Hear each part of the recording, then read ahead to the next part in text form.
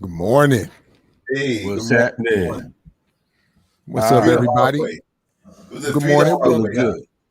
Three the hard way. That's right. That's right. That's That's right.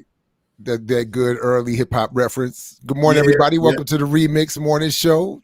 Boom Bap Breakfast here at Black Power Media. I'm Jared Ball. I'm Baba Lukman.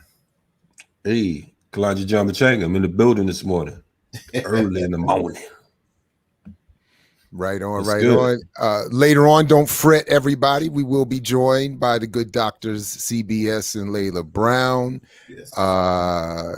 We expect my partner in crime, L, to show up anytime now. Alan L on the morning show. Let it be known. Yep. What up? Anyways, good to see everybody. Glad you made it through the weekend and made it to man. our RemiX morning Mondays on Tuesday morning. No Yep, doubt. I was told we got to get the energy up. Let me get my Okay, I'm feeling good now. Word. Well, CMB was apparently part. I mean, the reason the energy might be a little soft today is because you all apparently expended a lot over the weekend.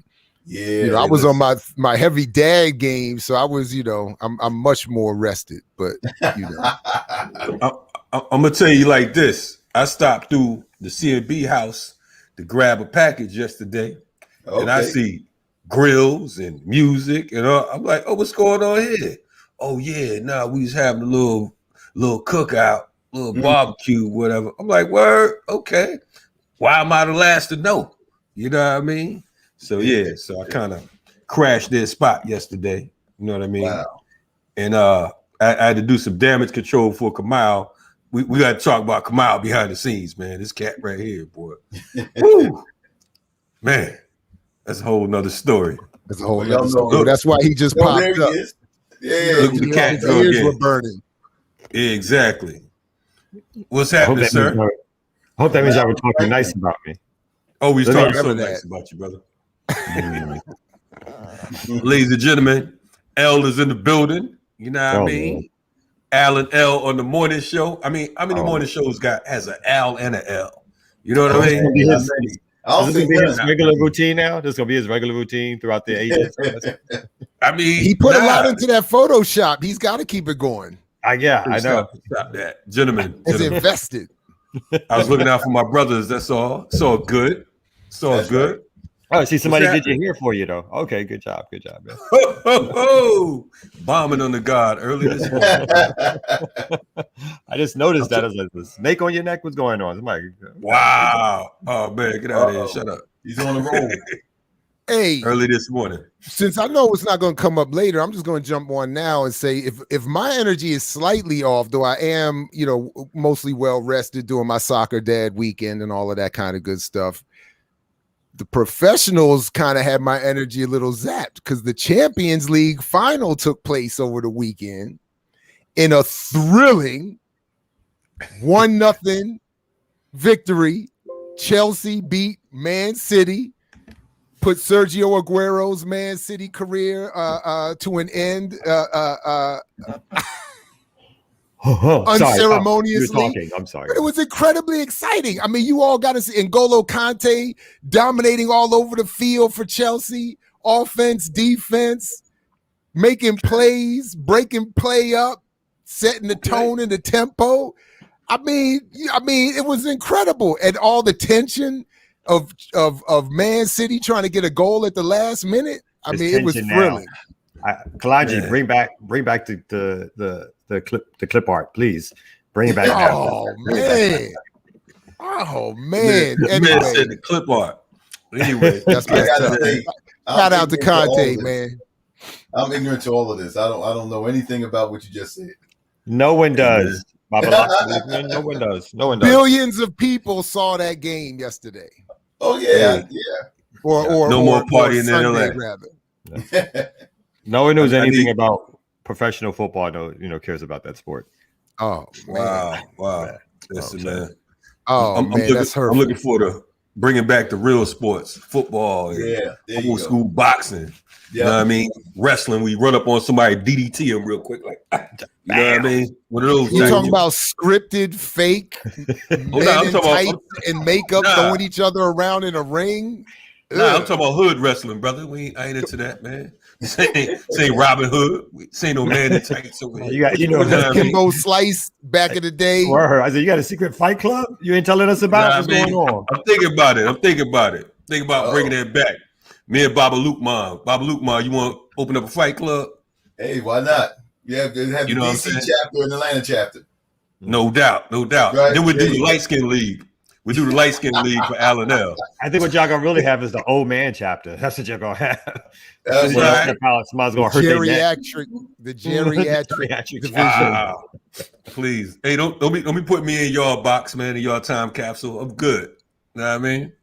Energy's up. You know what I mean? But be honest with you, this is our Monday, on the Remix show, right? True. It is. Today is our Shout out to the Mix-a-Lots. That's right. No doubt. Remixers in the building. You know what I mean? They stay live. You know what I mean? Mix-a-Lot still sleep somewhere on the West Coast. You know what I mean? But remixers in the building. You know what I mean? Get my herbs in order, my tea. Oh, God. So I can be on the right side of history with y'all, man. It's rough out here. Anyway, what's happening, man? How was y'all weekend, though? We ain't seen Baba Lukman in 2 weeks. He took a 1 month birthday vacation. I know. He's like Mao. He's like Mao. He's like the whole month. The whole month is just for me. Yeah, it was beautiful, man. Of course, anybody that's follow me on Facebook, man. You see, I had the grandkids up. That was a beautiful thing. I got one grandkid on the way. Couple of close friends came by, man, and just did it, man. It's like, without sounding, too sentimental, because I don't get into all that too much. But, I got to give, my wife, Jackie Lukman, who is back at her regular job today, to those who want to know why she's not here, that she really, really put it on, man. And but the only thing about it, though, I didn't like I enjoy going to Family Bound in North Carolina, but I ain't all up for the ride back and forth, though. I mean, that was a long ride. Go back and forth. No doubt. But 55 years old, man, it's not a bad thing. 55? Brother? Yeah. Oh, man. You look at 80. Yeah, and I wear it well. I wear it well. No doubt, brother. No doubt. Right on. Yeah, man. I'm here with these allergies, man. I know some of y'all wondering if I got bubonic plague or a cold or whatever. It's just these Georgia allergies. Don't trip. I'm good. Know what I mean? Come out chilling in the background. And just so folks know, before the ear doctor shows up, we are going to be getting into some stories in the next block in a few minutes. We're going to be talking a little bit about the anti-unionism, your boy Obama, and anti-unionism in your favorite Democratic Party. Kalanji's going to be talking about some off-duty cops shooting. You got it right. Shooting folks. Off-duty. And some other things about, you got a story about children's remains found in Canada. And then we're going to talk just a little bit about the parallels between some things we've been talking about a lot lately on this platform, including the anniversary of Black Wall Street, Tulsa, Oklahoma, with Black Myths podcast dropping last week and again tonight, part 2. And a thread I'm connecting between that and Naomi Osaka's stepping away from the French Open, and something that Matt Taibbi said about journalism last week. We're gonna tie all that together. So we got a number of things to get into, and then of course the good doctors, CBS and Brown, are going to elevate us a little bit with their segment as well. So anyway, we're gonna get there today. We're gonna get there. All right. Yeah. It's a slow crawl. It's Monday, but everything's gonna be all right. Monday. Everything's gonna be all right. And it's June. Yeah, that's right. That's right. My birthday month. Oh, it's your birthday month. That's right, we son. can skip June. Kamal gonna be like, what you gonna be, 63, brother? 64? I'm gonna be 1 year away from Baba Lukman. I'm gonna be 54 this year. Wow. There you go. You know what I'm saying? Check me out Wow. coming in as the young buck on this joint. Let me find out. True. Let me find out. I'm the youngin' up here. I'm the youngin. Yeah, whatever. Yeah, well, yeah, come on now. Come on. 45. What's really I'm going important backwards. about this month is that in a couple of days, it's the 17th, our 17th anniversary. So that's what's really important. Okay. Ours, does it this mean month. mine and yours? I don't understand. As in mine and my wife's. I mean, yeah. obviously, a She good put up- 17 on that joint. So she put up with you for 17 years. Wow. And and she will be quick to tell you I didn't even get to on my way to being correct and good till about 10. So you got to be patient. It took her 10. It took her a good decade to make me almost to suitable. mold you. Yeah. 17 years with you? My condolences. 17 years. Yeah. I hear you. Condolences to her as well. I mean, shout out to her. No, for talk about hanging on like condolences that. to her. That's what he said. Yeah, I think that's what he meant. Yeah, not to you. Exactly what I I'm meant. saying, I'm saying, I'm agreeing. I'm saying she put up with all. I mean, She got you to wear that blue shirt today. I see. You know what I'm saying? She bought it for me. You know what I'm saying? Yeah. Oh man. She hooked up the collared shirt for you. I like that. Oh man, trying to bum. Jared looking like Dr. Jared Ball this morning. You know what I'm saying? Like how I am. Yeah, the class to teach later. Thanks. I appreciate the reference because I'm still paying for it. That's that's Hey, I man. keep remind. You know what I'm saying? You know, You keep reminding yourself. I don't have to remind myself. They remind me. Hey, man. They on me like, and then your boy Biden said he's not going to even put it on the table to even take a little slice off of it. I was like, but didn't you run on that? I mean, I didn't vote for you, but you did run on it. Right. That's right. Well, he Yeah, actually I mean, ran you on know. the only giving 10,000. Now he's taking that away too. He was That's what I'm saying. Yeah. Even that, he's like, yeah, I'm not even doing that for you. I mean, Biden was saying, COVID's whatever over. y'all Go wanted to work. That's what he's trying to say. hear. Whatever y'all wanted to hear, he was like, That's you know, what? You want a 5-day weekend? Yeah, we got that. I got you. You know what I'm saying? That's it. Reparations, we got that for you. Yep. Free weed, Big packet. yeah, all that. Yeah, you know what I'm saying? Whatever you need, just know, get that vote out for me. no more parties in LA. Anyway, man, we got a hot segment today, hot show today. We got a hot week this week because it's June. You know what I'm saying? It's Black Music Month. Every month is Black Music Month, but you know, Really, white folks acknowledge it as such. We got Juneteenth up in here. You know what I mean? What else is happening in June? My I birthday. don't want to miss nobody. I mean, Yeah, Father's Day, birthday. right? Father's Day. Did y'all mention my Father's birthday was Day. happening in June? Did anybody? You just did. Oh, my bad. I'm sorry. Somebody you said did. something about these meaningless, His birthday's meaningless. Yeah, I mean, what is the Okay. point? A celebration. I don't Miles' care. birthday, I agree. No, that's probably You know. true, though. Yeah, that's probably true. As long as everybody makes me watch soccer for like 4 hours, I'm good. Woo. Anyway, it's Life about is time good. to bring. It's about time to bring the Ed Doctor on, man. 'Cause y'all out of control. You know what I mean? What that dude at, man?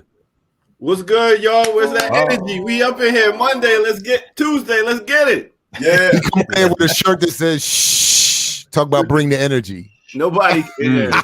Nobody cares about what you have to say. Yeah, That's Doctor about did a us. great job. You did a great job DJing yesterday. We had a barbecue. My man DJ'd his light. It was like, yo, he went back and played some Biggie. That's all I cared about. Not You really. did a great job, man. Appreciate the neighborhood was popping.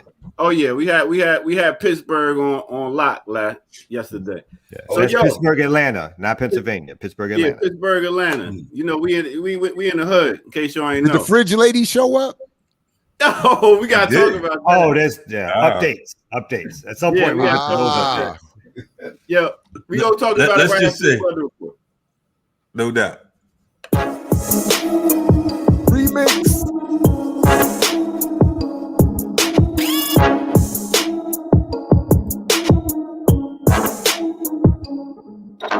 It's the weather report, whether you know it or not.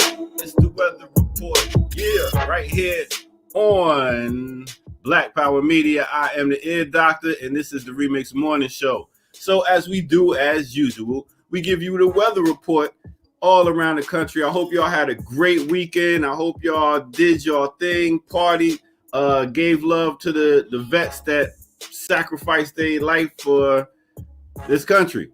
But anyway, let's get to the weather. Big up to let's take it first to Queensbridge Houses. Big up to Nas, big up to Jungle, big up to all them cats out there in Queensbridge Houses. Came through that way. I know they don't live there no more, but Queensbridge Houses, New York, high today is 76 degrees. Now let's take it over to Denver, Colorado. Denver, Colorado. I went there once. It was a real nice experience. High today there is going to be 67 degrees. Now, let's take it to my people over in Trinidad and Tobago, where we're going to have Port of Spain. High is 88. Big up to Trinidad and Tobago. Save me some Moby. Save me some Sorrow. Roll me up a roti. I will be there. Let's get it. Now, let's take it over to North Pole, Western Australia. Australia has a North Pole. I didn't know that, but now I do. Their high today is going to be 72 degrees. And now let's take it to Sabah, Libya, where it's going to be 104. 104. I'm talking about in Libya, it's going to be hotter than Aunt Viv being mad at the new Aunt Viv. That's how hot it's going to be. 104. Man, why they do that to Aunt Viv, man? Anyway, man, it was good to see them connect and get back to being on peaceful ground. But that's what it is for your weather report today. I am the Ear Doctor. Now let's take it back to the morning show. Yeah.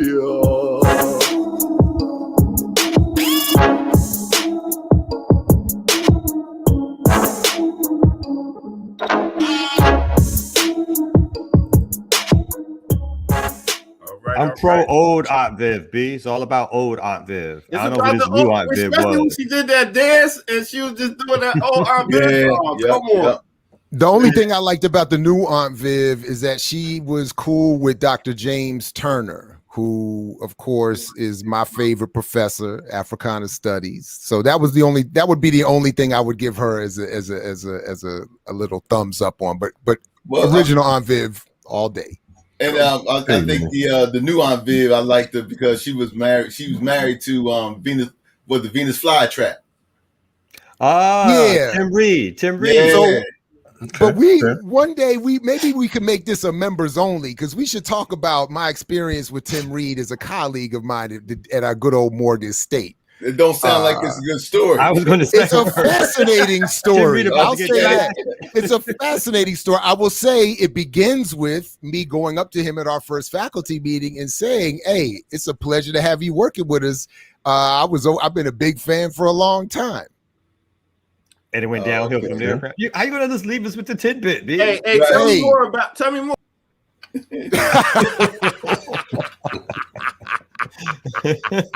Also, shout out to the vets, little Bobby Hutton. You know what I mean? Right. Huey. You know what I'm saying? Chairman Fred. You know what I mean? Shout out Malcolm to all X. That's right. The real vets. Our real vets. No doubt. Shout out to all the BLA fallen soldiers. Yes, shout out to all the folks who lost their lives in Tulsa. You know what I mean? And the vets. That's right. Yeah, let's get that right. You know what I mean? So anyway. Hey, well, speaking of Tulsa, let me just start with this piece. It's not really a story so much, but in our sort of traditional sense. But wait, I'm sorry. Let me interrupt you.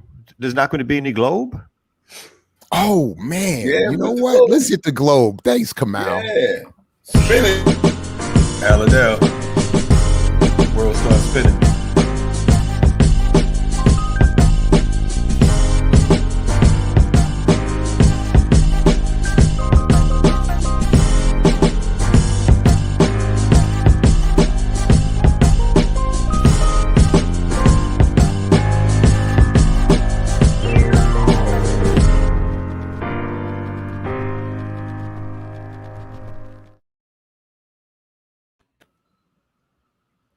Much better. Thank you. Now it's time. Kalanje, don't talk over the globe, B. We're not talking over the globe, brother. Anyway, all I wanted to do with that real quick was that the 100th anniversary of Tulsa, I think, obviously being commemorated and talked a lot about over the weekend. And still even into today. And one, I just want to encourage people to go to our channel and check some of the work that we've done on the subject. My interview with Dr. Sean Utzi about his work on the psychology, Black psychology in Tulsa. Some of the commentary I did, but specifically our comrades with Black Myths podcast who dropped part 1 of their look into the myth of Tulsa last week. Part 2 drops tonight at 7:00 with your man. So, please do check that out, because there is, I think, a lot of confusion around the history of Tulsa. And in fact, the other day I reached out to, I've mentioned them a couple times on here, the good folks at Status Coup, white progressive investigative outlet. I encourage people to check out their channel. But when they started talking about the Tulsa thing last week, they parroted a lot of the common mythology, I think, as it's held about what happened there, and even in trying to do some of their good work, did some just recount some of the standard myths that this was a thriving, perfectly sort of utopian Black capitalist endeavor, where there was no Black inequality, where there wasn't a dependence on white oil money, where there wasn't a public policy apparatus that even before the terrorism took place was set to put limits on this.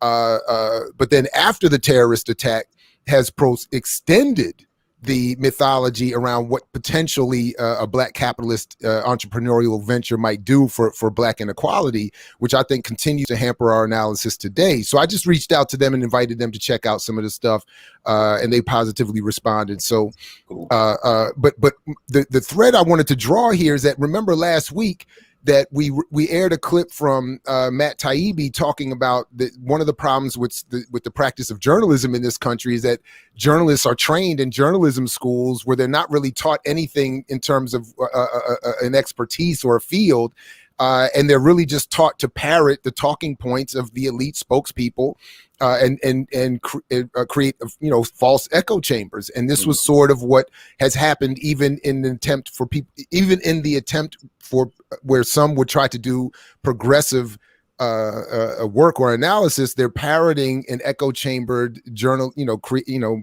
supported by bad journalism, faulty journalism, in perpetuating myths and propaganda. And then the last thread I'm drawing is that Naomi Osaka, in response to that very apparatus, did step down from the French Open, citing mental health issues in response to having prolonged engagement. And then I saw this morning that Serena Williams did kind of what I thought was sort of almost like a backhanded support for Naomi by saying she wanted to give her a hug, but at the same time said, I'm thick. I'm thick-skinned, as opposed to thin-skinned Naomi, and some people can handle this better than others. And I thought that was a little bit unfair, given that, again, there's this bad journalism echo chamber created that, in this instance, not only creates propaganda and mythology propagation, but mental health issues that Black and brown people have to suffer, that even a sister like Serena, who I think should know better at this point, kind of, I thought, dissed Naomi a little bit in her, some of us can handle it, are thick-skinned, and some of us are not. So anyway, I just wanted to quickly try to draw that little bit of a thread from Tulsa to bad journalism to the latest with Naomi that we, since we've been talking about it. Anyway. So. The thing with Naomi is a reminder from these corporations and the state that, to put it blunt, that we own you, nigga. You are our product. You know what I'm saying? And you have to advertise for our product. You take your ass up there, answer these questions. You sit in front of this joint, because that's going to help us promote your brand or our brand. But we own you, and you should never forget it. And it reminds me of the whole Marshawn Lynch situation. You know what I mean? I'm only here so I won't get fined. You know what I mean? And I applaud. Shout out to my real Naomi. Africans. No doubt. And I applaud Naomi because of the fact that someone's telling you this should be an uproar. I mean, folks should be protesting the sport itself because of the fact that here it is, a young woman, a girl for all practical purposes, you know what I mean? A child, damn near, is standing up and saying, look, I want to protect my mental health. And you're saying, fuck that. You are a product. You know what I'm saying? You are a brand. You shouldn't have signed on if you didn't want to do what we're telling you to do. So we're going to fine you $15,000. And for her to step away from the French Open, I salute that. Yeah, fuck the French. Yeah. How about that? You know what I mean? So for Serena to get her goofy ass up there, you know, trying to throw slugs or whatever, she ought to be ashamed of herself. You know what I mean? All women, all black women, all black men, all people should be standing behind Naomi because of the fact that she has a valid reason. Someone saying that they want to protect their mental health. No, the state is like, look, you know, no, we're going to run you into the ground until we can't use your ass no more. And does Naomi and Serena have an issue? Do they have a past that I don't know about that might explain that? Because I thought, because she starts off in the clip by saying, I want to give her a hug. And then comes back a few minutes later or seconds later and is saying, you know, so the thick, thin skin thing. So is there something I'm missing that I don't know? Anyway, I just thought it just stood out to me. I thought, you know. But I know that like when they met, you know, in their competitions, you know, prior to all of this, you know, the media played that hype up, you know, because you know how they always didn't like Serena anyway. And they was just looking, you know, they were just really hyping Naomi up, and I think when Naomi beat her, you know, they was playing on the whole, you know, the press was like, she's not really black, you know, and they was playing on her Japanese ancestry and all this other kind of stuff. So I mean, and Serena, man, I'm surprised, like you said, Kalani, that you know she should know how the press been treating her. I mean, all the time that she's been, you know, she could never be good enough for them, you know, with the body shaming and all this other kind of stuff. So yeah, I'm kind of like surprised that she would even forget all of that. And she talking about she got a thick skin. Look, I mean, again, like you said, Jared, it's about that, you know, downplaying that mental health aspect's not cool. Well, I see some of what is being said in the chat, so I'll try to read between the lines a little bit. But yeah, I just didn't know if there was any specific incident that I might have missed because I don't really pay that much attention to. But I think anyway, I think Naomi's been beating her all the time on the court. It might be a specific incident. Might be a problem. Okay, that might be it. Okay, all right. Well, I mean, okay. But either way, like I said, man, it's like, I mean, how can you not be concerned with a person's mental health? I mean, fuck the press. The press is, I mean, you have all the information you need about her. You know what I mean? You know, I think it's disgusting. And I think that, you know, folks who care about life, you know, I mean, I don't even understand it. It's like, so what if we have a beef about whatever? We're talking about keeping the motherfucker intact. I mean, that's more important to me. Well, the other piece to this that I forgot to really add on is that the mental health part is that some of the in the press I'm seeing are talking about you know, and even the French spokesperson for the French Open was saying we're concerned about the mental health of our athletes and we want to be supportive. And now there's going to be some sort of discussion within journalism about mental health, but the discussion is going to be, you know, I think predictably narrowly held, given that again journalists are not trained to talk about mental health. Right. So you know, so even Naomi saying this is an issue for me, what, you know, it's going would require levels of, I guess, investigation that we're not going to get in commercial media about, again, why would a, you know, black woman athlete be feeling this way? What is the nature of the impact of media on society? And I think there's a lot of ignorance and denial around that already. So then when you add, you know, and then you add her, you know, standing up and saying, I don't want to do it. And the initial backlash, which we've already seen, which is to condemn her as it like, you know, how dare you? Anyway, so that's why it's just like the journalistic environment is not going to be too supportive of this was the only other thing I wanted to add to that. So anyway, yeah, Kalaj, you want to run one of yours next? Not really, but I will. Okay. I just try to, you know. I'm just here so I won't get fined. I can start off, man. Seriously, folks, I'm being held hostage here at Black Power Media. My contract, Al and L, they got me hemmed up over here. But anyway, I want to kind of get into the situation in Texas an off-duty pig, a Central Texas pig. I'm sorry, let me be politically correct. A off-duty police officer decides that in a bit of a road rage situation, one second. In a little road rage situation, he decides that he's going to fire on a young woman. Let me pull this story up real quick. So it says he's an off-duty Central Texas cop. The woman made a U-turn, and she ended up. No, he made a U-turn. The officer, Eric Stoneburner. I mean, that name sounds kind of, to the point. Officer Stoneburner decides to make a U-turn in the street. The woman gets in front of him. He gets back in front of her. She gets back in front of him. And at a stoplight, she gets out of her car and decides to walk towards his car. He gets out of his vehicle, and he claims that she had her hand in her waistband. She said she was holding her side and she was headed to the hospital because of the fact that she had some pain. So she got out the car to approach him like, look, why are you wilding the hell out? Dude turns around, pulls his pistol out, his service revolver, and fires at her. And, she turns around, run, ducking, so on and so forth. And consequently, she's hit, I believe, 6 times. Ooh. The cop actually had his granddaughter in the car with him, but that didn't matter. He said that, he felt threatened or whatever. So when she got in her car, he decided to fire on her. So he was arrested. But before he turned himself in, he decided that he would resign from office. I find that, business as usual in so many cases. There were so many witnesses around that the witnesses had surrounded him and was telling him to put the gun down, so on and so forth. So, they weren't going to allow him to leave.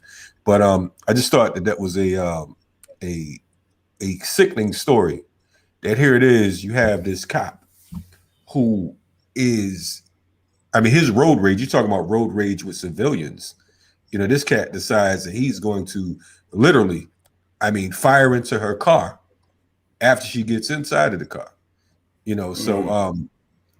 Luckily he's locked up and all of that, and he lost his job, but just wanted to bring attention to. But the good news is that Texas is moving towards allowing everyone to walk around with guns and no licenses and no whatever. So it's only going to get better, I'm sure. It's one of these debates I think around. United States is armed to the teeth. I just saw another story about how gun purchases have reached new levels and new highs. And they say usually it's associated with presidential elections where they start to go through the roof. But actually during COVID, they continue to rise, and they rose after the election, and they've stayed at a high level where upwards of over 30% of all quote unquote U.S. citizens are gun owners, and even multiple gun owners and so forth. And there's always one of these debates I have individually, what kind of society, again, I want to live in, where I believe we have to be able to protect ourselves against the state. But the fact that everyone gets to be armed to the teeth, again, is one of these issues of like, who gets to decide justice? Some fool who gets upset because he cut somebody off, and then they cut him off, and he cuts them off because he has not only the gun but the badge, and so obviously his first thought is that he can get away with anything. Starts shooting, and actually, he could have killed that woman. It's shocking that she's still alive. Actually, if she got hit 6 times, so America is just built on so much savagery and violence. That they can't even see themselves, right? They think everybody else is violent but them, and it's like, no, you guys you take violence to another level that's never been seen before. You and your European compadres, and that just filters down into your general public, where people can, your life is always in danger as soon as you leave your house. What kind of society is that you want to live in? Well, I got to say that, Kamal, it's not everybody's going to be armed. Because they're not going to let us have that type of access.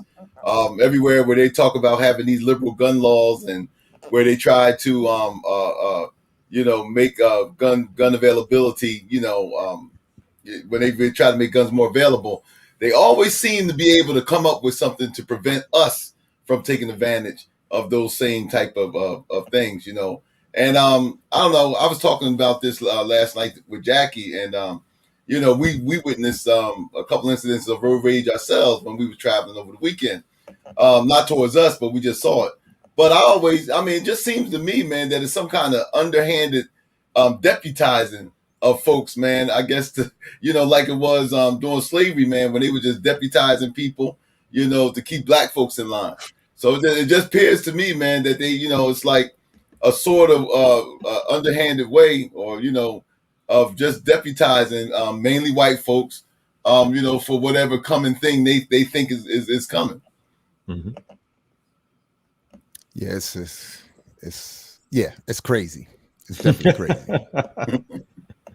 And you know, the official 1033 program that brings military weaponry to the police is undergirded by an unofficial similar relationship between the military and white civilian communities, where a tremendous to Baba's point, the imbalance is also in that that pipeline, so to speak, from the military into white civilian communities cannot be matched by black communities. Mm-hmm. So there will never be a balance of arms or access to arms and advanced weaponry. They will always have an upper hand, pun intended, on that as well. So anyway.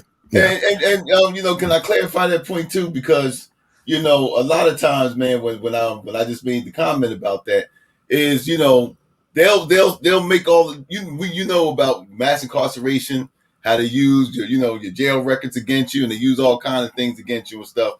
And who do that affect the most? That affects us the most, you know, through you know, the mass incarceration, all these other kind of things. And so, you know, it's not about, you know, people being armed, because yeah, you can get a gun, you know, without having to go through the proper measures. But the thing of it is that, you know, and you know, they'll use that against us too. Mm-hmm. So you know, a lot of times, you know, when they talk about availability, you know, most of us is not going to be able to just go to a regular gun store, especially if you had any kind of contact with, you know, with the criminal justice system, and go through their little processes or whatever. They're not going to make it available like that. You ain't going to see that in no municipality ever, that they're going to make gun availability like that to black folks in a legal manner. You know, you can get anything on the black market, but, you know, or the white market. But, you know, it's been my experience that I've been to a couple places across this country. You just ain't going to have that kind of availability for black people. I mean, I'll say quickly, like I have, you know, I'm one of those folks that during COVID, we went out and purchased. We were just like, you know what, we're not going to get trapped in here where everybody around us has something and we don't have anything, right? And I think it's, you know, because I see some comments in the chat, and I think it's interesting. You know, I in this society, I definitely think that we as a people need to be armed, even if we're not going to be sufficiently armed. But it's one of those things where you folks got to know if you're going to take my life, you're going to lose a leg doing it, right? So let's have that discussion. If you're willing to do that, then you know, then it may be on. But I like to think in a society that I thought was really civilized, that the idea that the everybody should be carrying around weapons is something at least that should be open to, like, whoa, maybe we don't need that many guns to solve our issues with each other in some society where we feel like there's some sort of people's government, or there's some government, some way of resolving issues and disputes that doesn't raise to the level of, well, the answer is everybody go reach for what they got in their pocket, right? So, so I just want to put that out there. Yeah, I wholeheartedly agree with that comment. So if we can, just a quick segue here, an inelegant segue to one of the many other problems arrayed against us, is this story that came out the other day about your man here, Tom Perez, the former Democratic National Committee chair. Tom Perez now works for anti-labor law firm. What caught my eye initially about this story, I will say, is that if people will remember back in really 2007, when Obama's first campaign started to really ramp up, he started to make the promise to popularize himself to support the Employee Free Choice Act, or EFCA, which was supposed to help increase the ability for working people to unionize, to obviously better protect themselves as working people and labor in this country. As soon as he got elected, he abandoned it and never even said the phrase again. And that's sort of, for me, in terms of just watching his career, among many of the other things, watching his presidency, it sort of leads naturally to this, because Tom Perez is Obama's boy. He jumps on this anti-labor law firm again, and this is why I want to just say, broadly speaking, why I'm advocating we cannot support the Democratic Party. It cannot be reformed. These are the people that are in the party, and why I'm an after party, philosophical, and then beyond that, we need to talk about.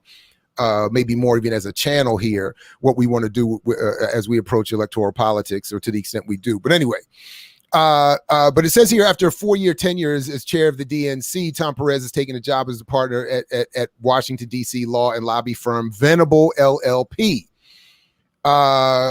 which says here, Venable advertises services defending employers against labor unions, including collective bargaining negotiations, refuting unfair labor practices allegations, and offering advice during union organizing campaigns and petition drives. So their whole business is to protect businesses against unions. We regularly counsel and train clients on, this is my favorite phrase here, on union avoidance. So, and really, if you look at if anyone looks more carefully at the story here, what it also talks about is this incestuous relationship that Perez has had with the Clintons, with Obama, with lobbying for corporations through Venable, for like Lockheed Martin. And as it says here, Department of Defense contracting giant Lockheed Martin employs Venable to lobby on defense appropriations bills, provisions related to its contracts, and tax issues involving foreign derived income. Which I think is, by the way, when I read that, I thought, why does Lockheed Martin have foreign derived income? They're a Department of Defense contracting giant. Why? What does this mean? So anyway, I don't know. Yeah, anyway, but they also work for American Airlines, Citadel LLC, the huge hedge fund that had a lot to do with people being confused, by the way, about GameStop, into thinking that this was some small, rebellion against big hedge funds, when Citadel was one of the main beneficiaries of that. Edison Electric Institute, McAfee LLC, which people might remember from their computers. All kinds of different things. And then what I also liked about it is that Perez has been linked up with Democratic Party elites going back decades to Senator Ted Kennedy, who was supposed to be a progressive, people always talked about. And then he's been replaced by Jamie Harrison, who worked for Republican Rep. James Clyburn, or Clybum, as CBS says, or Lyburn, as she was saying. Harrison worked also for the Podesta Group, a lobbyist, 2008 to 2016, representing 68 clients, including Boeing, Bank of America, BP America, Wells Fargo, and Walmart. So Perez was horrible, and his replacement is just as bad. And that is, folks, Democratic Party that people keep telling me and others can be pushed to the left. When all they do, and by the way, the reason that Keith Ellison has been so popularly involved with the George Floyd and all this other stuff is because he got bounced out, because Tom Perez, one of the first things he did after being supported by Obama to take over the Democratic Party was to get rid of all the Sanders folks, because even Sanders was too much of a threat. So that's why Keith Ellison got bounced out. That's why so many others got bounced out and replaced by lobbyists and whoever else that they could get into the party, because that's your Democratic Party. So I think it is fitting that I'm wearing blue as I talked about that story. Wow. It's the revolving door. I mean, that's how they operate. It's from the party to some business apparatus, like they're working for some Wall Street firm, rather as a consultant or so forth. And when their party gets back in, then they come back around and they'll go back into the politics to open up legislation so they can lower any regulations. And so that when they leave that job, they go right back into it, so it's a revolving door. And this is why exactly what you said, they're not going to reform something that they benefit from. They got into it in the first place to benefit from it. So they're not going to really reform it. They're going to give us that language that sometimes people like to hear that makes them think that they're going to be able to push these people, but these folks aren't interested in being pushed, right? And their corporate sponsors are letting them know already. It's like this is as far as you can go and you can't go any further. So it's no surprising that some so-called liberal to moderate Democrat is working for a firm that's really opposed to and stops unions from organizing. I want to know what those tactics are that they use, besides obviously lawsuits, to get people to stop unionizing, right? So we all know about the commercials and the pressure, and then they give you these little bonuses.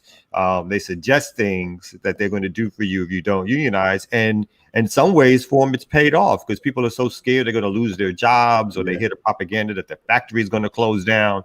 And so they themselves don't push forward on saying we want to unionize, even though every statistic shows that a unionized worker is a better paid worker, even with the shortcomings of unions in terms of their own sort of allegiance to the state apparatus, particularly in America. But every statistic shows that organized folks in unions get better jobs, they get better benefits from those jobs. But as opposed to fighting for that, people get scared into corners and thinking that it's me against you, and I got to keep this job, even if this job doesn't pay me enough to feed my family. I got to get involved in the gig economy now to make up the difference. Yeah, and just real quick is that it's one of those, when you got that much corruption and you got, like you said, Jared, this incestuous relationship. I mean, these folks, man, it's not about for the people, by the people, and all this other kind of stuff. All these folks are doing, man, it's just their own personal individual advancement up a slimy pole, and basically it's just the fact that the people always lose out. And I'm glad, Jared, that you keep on hitting, keep on pushing the line that, we're not going to get anything from these people. So, we need to just stop supporting them, but one thing I got to say is that when you first put that picture up, man, I thought, man, you was getting ready to go into The Walking Dead or something, because he didn't put that picture. Hey, no, I mean, seriously, people who do dirty, like, they may be walking off with all the riches, but it don't necessarily translate well physically, man. Like, not at all. They look a mess in many cases. Right. It's like, you should be, anyway, you would think they might look a little more relaxed and taken care of, but I think it's stressful being this, this abusive to people, man. and the other way to sort of, the other loop to draw here is that, as we talked about a lot last year, the sort of feedback loop that is created largely through commercial media and journalism is the funding through groups like Act Blue, which had $3+ billion for the last election cycle to funnel into in part advertising and press outlets to make sure that the push 'em left message was pumped out strong. So it's the money that they're making, the exploitation that they're imposing on us is that they just take that wealth, feed it back into even our own nominal press outlets to tell us that we have to push them left, or that we can push them left. And it looks like I'm lagging again. Apologies. But anyway, so this is again why I think what we're doing here is so important. Why the RemiX show is so important. And why BPM as a channel is so important. So, yep, agreed to that. Well, we got next. Yeah. We got Ear Doctor coming up. It looks like he's got all the sports, but the biggest, most dominant world sport to talk about. I don't know. He's not going to talk about basketball. That actually is the world number 2, but. You don't see this big ass soccer ball over here? But you don't talk about it. I mean, I talk about what I like. I talk what I like. Anyway. Let's get into a little bit of sports. All right, go ahead here, Doctor. RemiX Morning Show.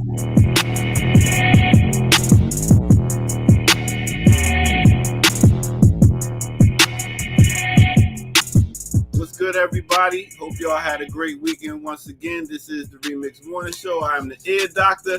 Please make sure y'all like, subscribe, tell a friend to tell a friend that it's on again every Tuesday through Thursday, 8 a.m. to 10 a.m. And please go to Patreon and show your love and support so we can keep this movement going and taking it to the next level. So today, let's talk about NBA. Let's talk about some play-ins or playoffs, as you would say. So right now, we got Jazz playing the Grizzlies. Jazz is 3-1 win for the Grizzlies. Then we got 76ers. They 3-1 over the Wizards. Then we have, Brooklyn playing Boston. Brooklyn's playing Boston 8-3 1 over Boston. And then we got the Suns versus Lakers. They 2-2. They tied up. It's not looking good for these Lakers, man. They gotta get their stuff together because everybody thinking Lakers gonna come out the West. I don't know. The Suns is doing their thing right now. Now let's take it to the ATL right here. They are 3-1 against the Knicks. Big up to the ATL. Big up to Trae Young. Yo, we're gonna talk about how they this crowd is wilding out and disrespecting the players. Then we're gonna talk about the Clippers 2-2 with the Mavericks. And yo, like I was saying, it's mad disrespectful. Yo, they got this cat that got caught spitting on Trae Young. He got caught and kicked out forever. And then you got the person that threw something at Russell Westbrook. And then you got somebody that just threw a bottle at Kyrie Irving. Yo, these fans is mad disrespectful. I think before they get into the arena, they need to do a privilege check.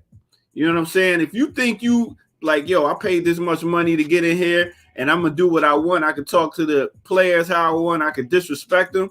Yo, they need to get smacked up for how they acting up, straight up. But that's just my thoughts on it. I don't know what y'all thoughts are, but let's go back to the morning show and see what they talking about. All right.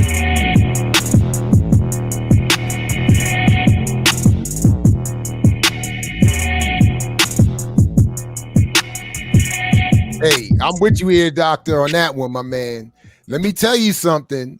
I've been talking a lot about I'm Team Kwame Brown, but in terms of this issue, I go way back with Steven Jackson and Ron Artest. Right? You throw something, you spit something, you might see me up in the stands. I'm glad they're getting caught and getting bounced out. But I'm all for it. If you spit on somebody, what? Yeah. I'm climbing. I'm coming up there. I'm coming right up there. Yeah. Anyway, so I'm with you on that. They getting banned for life, but still, like you said, yo, it's straight up coming up in the stand. Bloop, bloop, bloop, bloop. Real quick. Yep. I will say, when the Malice in the Palace happened, I was teaching undergrad an intro to Black Studies class, and we talked about it in the class, and I was amazed at how many students thought that the fans were right in saying that they had a right to not be attacked by the players, and that the idea that they were paying the salaries by buying all the tickets gave them the right. I said, if the president of the university came in here right now and threw his beer in my face, it's on. Yeah. It's on. Like, you can't just be the boss and think that even if you are the boss. Anyways, so if Belangi throws something in my face as my boss at BPM, we fighting. Straight up. I'm down with the verbal stuff. I think it's the verbal stuff. Like that one, you got to have some thick skin. But it's like there's got to be some lines drawn. Like you can't just be spitting is a lie. And there's cultural things to that too, because you got, especially for Black men, there's just some things you just don't do. You don't You don't spit on the black man, and you don't invite a black man to your private parts. You definitely don't do that. I mean, those are just things that, you know, you got to squabble. You know, that there's no negotiating on that stuff right there. Word. So, well, I'll get back to y'all next break. I'll catch y'all later. We just need more soccer in them sports reports. That's all. Not really. No, he doesn't really need to do that. Yeah. Hey, but I do think that issue though is extends through society. That people really do think if I pay your salary. In fact, my man Dr. Burroughs used to say that's a problem for us in education more and more. That students see themselves as paying our salaries and look at us as their employees, as faculty. And it's like, no. Like, nah. It's like students these days, like who get triggered. I mean, this is slightly different, but it's always weird to me when I hear these reports about students who get triggered by what they have to read in school. And I'm like, really? Even if you don't agree with something, doesn't mean that reading it is bad. It means it helps you either form another argument as to why you disagree with it, or you understand what the issues are. But this whole idea that I don't have to read it because it may trigger me, it takes me out of a safe space. It's maybe, you know, I'm just like, maybe it's just another generation. I'm like, yeah, you got to read what's on the table so you can have a discussion about it. Like that kind of stuff. It's I think it's where society is going. But I will say in the sports thing too, you know, they all got that from soccer. Let's keep that part real too. You know what I'm saying? That is a good point. No, that's all fair. The fan issue in the sports and the racism and all the hostility, it's a major problem still to this day. So you're absolutely right. Fair is I can't argue that. Say it again. I didn't hear you. Say it again. I was right. I just want to make sure, you know. It's just that the game being played. By the way, I think it's also interesting. We did watch the Lakers game, and I just want to say there's a severe problem within my in-laws with anti-baldism, because most of the game was a discussion of Chris Paul and Kevin Durant's balding head, and like that was like dominating the discussion as the game was on. And I was like, I feel a kind of way about this. I don't understand why that has to be so much of a focus. Why these brothers are trying to play a game. Anyway, so my in-laws have a little issue. There's some anti-baldism in this joint, man. I mean, you should start a movement. Bald lives matter. That's what I said. That's what I said. I was like, you know.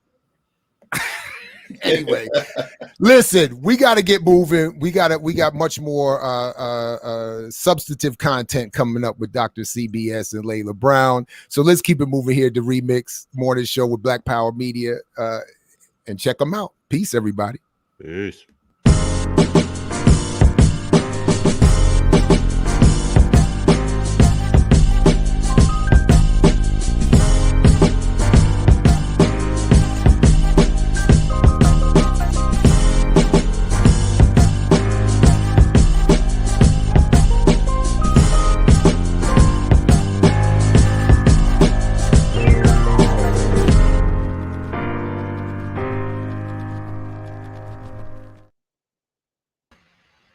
Good morning, y'all, and welcome to the Talk Black segment on this Good Tuesday with me, Dr. CBS, and my girl, Dr. Layla Brown, where we talk back about all things Black. All right, y'all. So we are going to be a little bit unconventional today because our guest who's coming to speak with us had some last minute movement issues, and hopefully she'll be on about 10 minutes after. So we're going to take up a little bit more time on the front end than we usually do, and hopefully she'll be able to get in when it's time. So as usual, actually, no, let me introduce the topic first. So today we are actually going to have a conversation about Black communities and disability studies. The guest that we have, we're going to introduce her a little bit better later on, but her name is Dr. Baina Muhammad, and she is mentor, friend, teacher, and all of the above for me. And I've spent a lot of time with her and her family, and she has two sons who are living with autism. which she'll probably talk about a little bit more. And so I thought that it would be nice to have her come on and talk about some of the work she's been doing around Blackness and disability studies, and some of the work that she's been doing not only to help support her own family through navigating schools and resources and needs, but also some of the work she's doing to help support the communities that she lives in. So we will talk more about that as the show goes on. But it is time for the plant of the day. And so I'm sad that she's not even on yet, because she asked me to display this particular plant. This is a Tillandsia air. These are air plants. I can't even get the angle right. These are air plants. So these plants do not need soil to thrive. So they literally, when they call them air plants, they're literally air plants. So some of them get huge. This is a smaller one.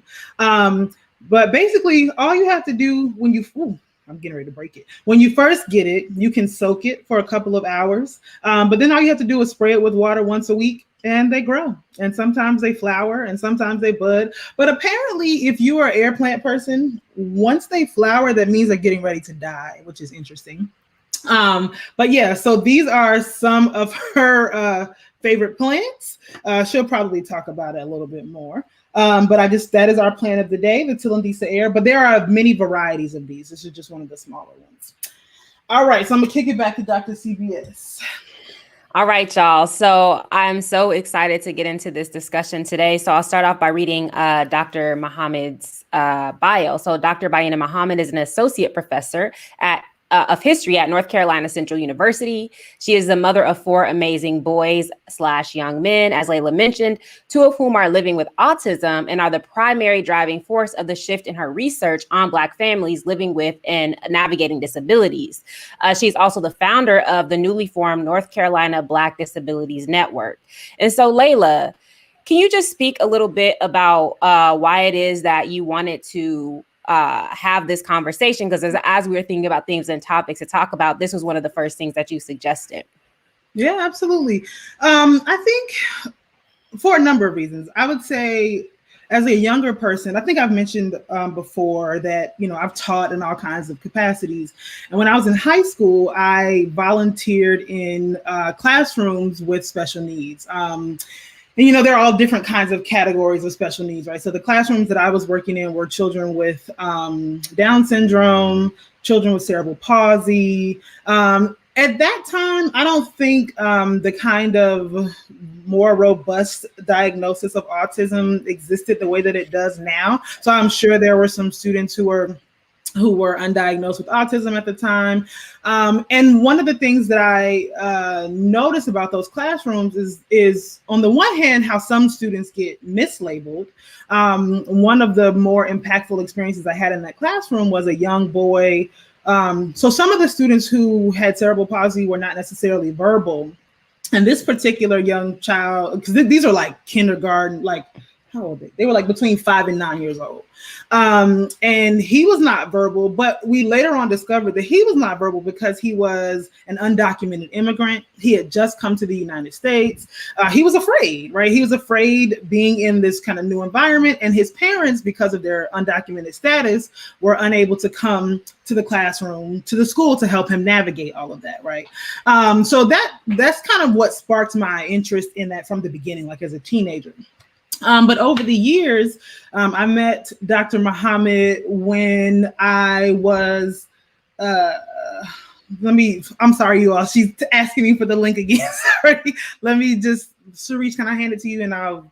Absolutely. So let me just say that my interest in this topic has to do with Black liberation. Oftentimes when we think about who are the revolutionary subjects, who are going to be our cadre or our leaders, very seldom do we think about people who have mental or physical disabilities. And so to the extent that we love African people and that there are African people with disabilities, they absolutely need to be included in our understanding of and plan for and struggle for liberation, which is to say we have to have a whole different understanding of what that might look like, right? And so I was trying to think, it reminds me kind of FDR. Like for the longest time, let me just say for the record, he ain't my hero, never has been, never will be. However, the point is that very seldom was his disability talked about, right? Especially when he was president. They try to mask the fact that he was in a wheelchair because he had polio, which just attests to the fact that we associate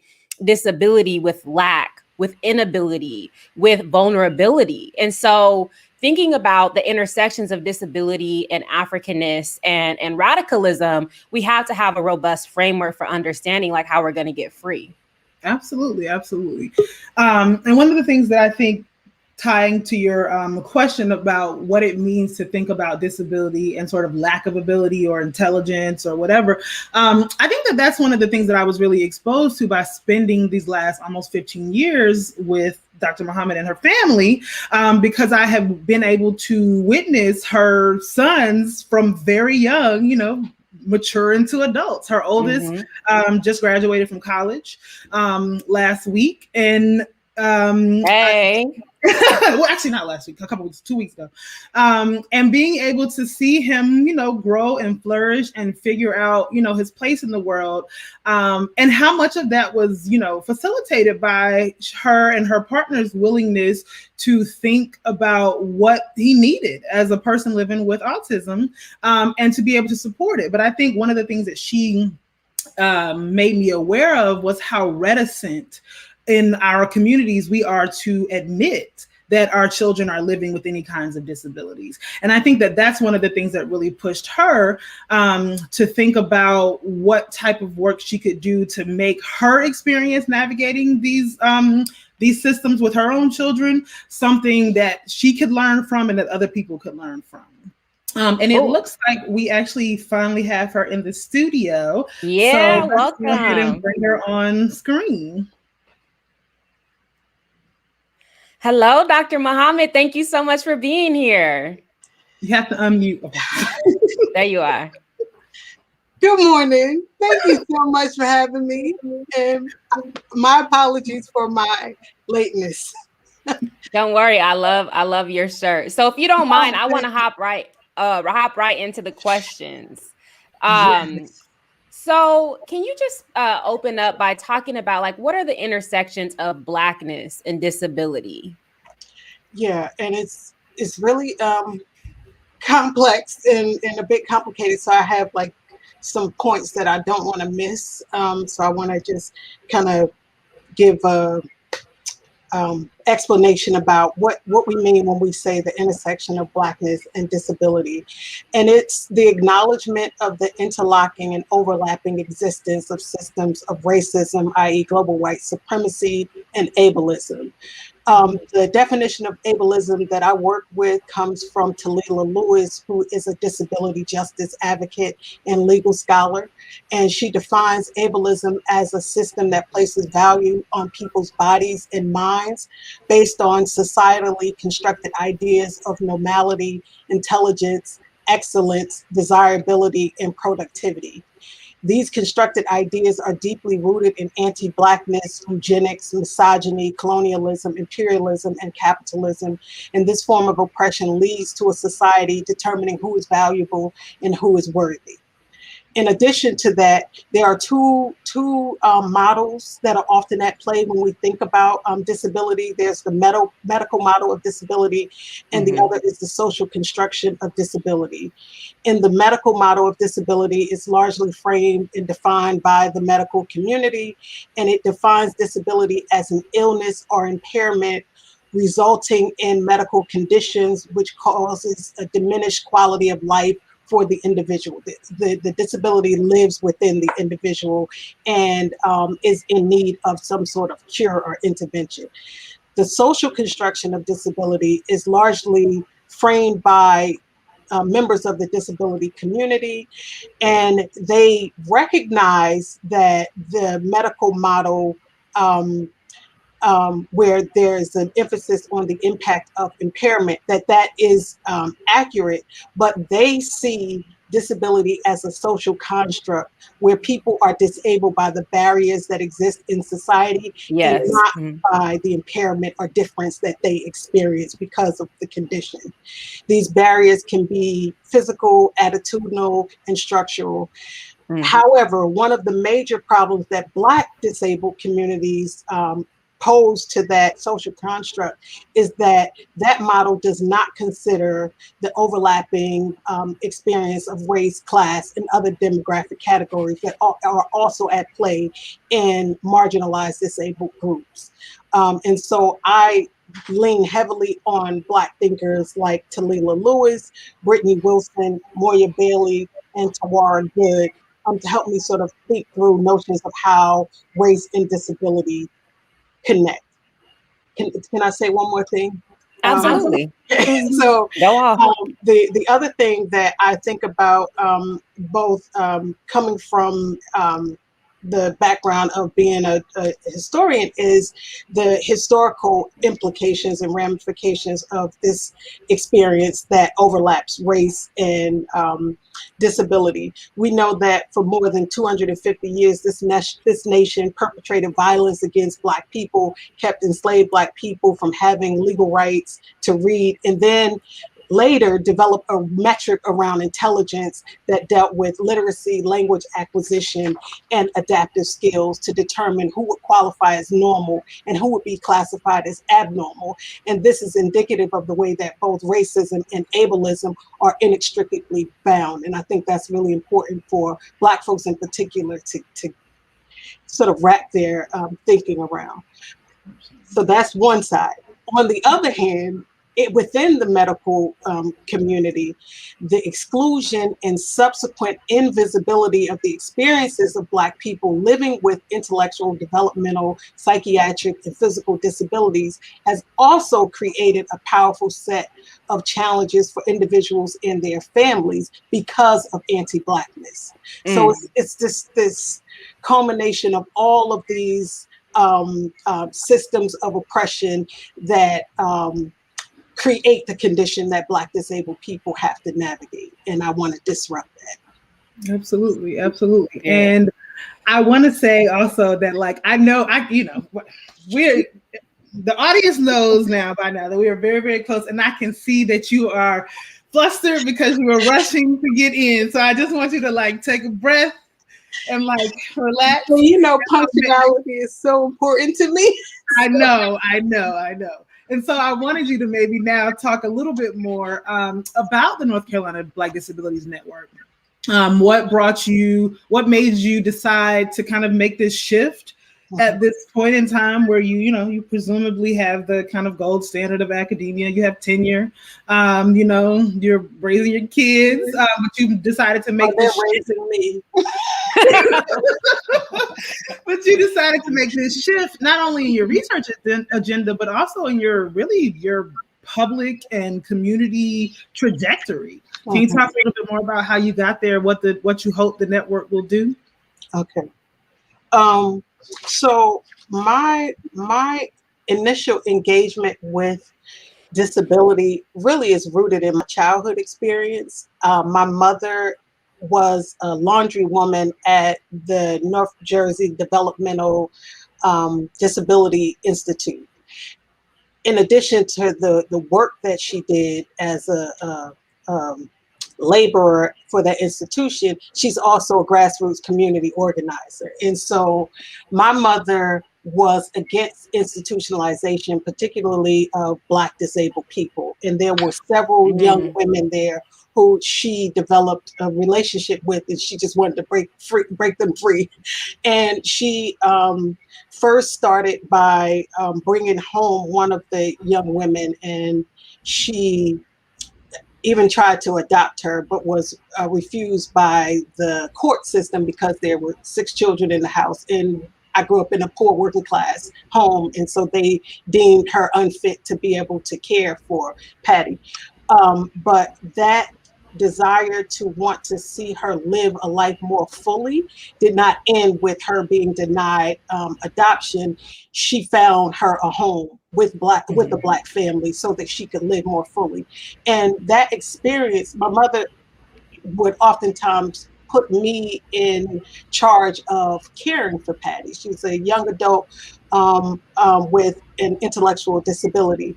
And while at that time, as a young, I wasn't even a teenager then, I was, curious about her experience as a disabled person, but didn't have the language to sort of talk to my mother about the questions that I had. But that planted that seed in me to understand, one, that humanity extends the range of a person's ability, right? And so when I became a mother to a son who would ultimately be diagnosed with autism and other co-occurring conditions, I had already been introduced to that experience. And one of the things that I found in my now 20 years of living this life, 20 years of being his mother, is that there are so many barriers that exist for Black people to navigate. And I've made a conscious decision that I wanted to be able to work with and on behalf of Black communities to help us better navigate those systems more easily. And the other issue that I really want us to reject is this idea of normalcy, which is based on a white supremacist frame. You know, like who gets classified as normal and who is classified as abnormal and therefore not worthy of recognition of their humanity, opportunities to live their life in a self-determined way, you know, and to be free. And I just decided that the work that I wanted to do in the next phase of my life would be dedicated to trying to help Black people sort of navigate that experience. So that was part of the reason why I decided to go back to school and to pursue this educational path that allows me to more fully understand the intersection of race and disability. Not that I don't think that my lived experience is enough, but I think that also having that background and training can only help to facilitate that. And I want Black people to survive in a world that attempts to kill us every day. And I also draw inspiration from Black women of the past who were institution builders in addressing issues that our communities deal with on a daily basis. And so I'm in that tradition. And I also hope that by convening the conference, we will be able to together with Black disabled communities, gain new perspectives to build and create Black futures that leave no one behind, especially those who are Black and disabled. So I just want to say, because you didn't mention, so the conference is going to be April 8th and 9th, 2022. And so we'll drop an email in the chat for people to continue to engage afterwards. But I just wanted to mention that. Absolutely.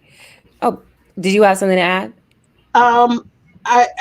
I guess I should say more about what the conference what the conference is going to try to do. I don't know. Do you all want me to talk about that? Absolutely, yes.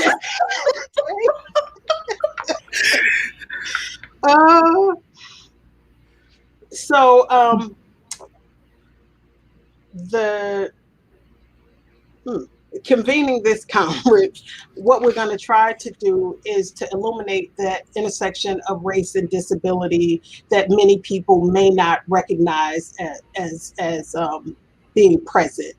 And the conference serves two aims. First, it will bring together seemingly disparate groups. And by disparate groups, I'm talking about the persons who are classified as service providers or practitioners, academics, together with Black disabled communities, but not in this sort of top-down format where Black people are there to be talked at in terms of their experience, but that the experiences of the people themselves will be centered and other folks will be there to listen and hopefully take from that new strategies in terms of helping to eliminate these barriers that are faced by Black disabled populations and their caregivers. And it also serves as a launch for the work of the network. So the plan is also to have a working meeting at the end of that conference with community members who are interested in the work that the North Carolina Black Disabilities Network will do. So that's going to be a wonderful conference. So I have a more abstract question, as one does, thinking about liberation. And so I was recently reading Ndaye's Appointed to Change the World, and she talks about what she calls her brush with madness, where she was actually institutionalized for mental illness that emanated from her first bout of cancer. And so she talked about, and this gave her particular insights into care work, into the networks it takes to sustain people with different disabilities or illnesses, et cetera. And so that got me to thinking about, how do we account for disability in our struggles for Black liberation and what people are calling economic democracy? Now I just say socialism. So, how do we account for disability in this struggle? Mm-hmm. Mm-hmm. So,